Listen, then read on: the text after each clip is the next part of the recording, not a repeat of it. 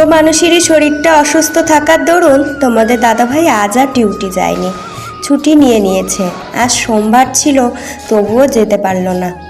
এই যে অনেকগুলো কাছাকাছি ছিল জানো, এগুলো যদি আমার শরীরটা ভালো থাকতো তাহলে আর জমা হতো না। 2-3 দিন ধরে কাচা হয়নি, যেহেতুক আমার রেগুলারই কাছাকাছি থাকে সেগুলো তোমার দাদাভাই সব ভিজিয়ে কেচে দিয়েছে। এদিকে আমি একটু ফ্রেশ হয়ে ঘরে এসে জামাটা চেঞ্জ করে নিলাম। তারপরে এদিকে মা একটু ভাত বসিয়েছে। ছেলের একটা দিনের জ্বরে চোখ মুখের দিকে আর তাকানো যাচ্ছে না। তারপরে আমি এদিকে বিছানাটা 2-3 দিন তোলাই হয় না। কি করব, শরীরটা ভালো না থাকলে দেখবে কোনো কাজেই যেন মন বসাতে পারা যায় না। তারপরে বালিশের ঢাকনা, বেড কাভারটা তোলা, এগুলো করে স্নান ধুতি সেরে জামা কাপড়টা মেলে দিয়ে এদিকে আমাদের ঘরে টাইলস লাগানো হচ্ছে। আমি ঘরে এসে দুপুরবেলার পুজোটা সেরে নিলাম। মাছ টাছ কিছু খেতে ভালো লাগছে না জানো, মাকে বলেছিলাম টক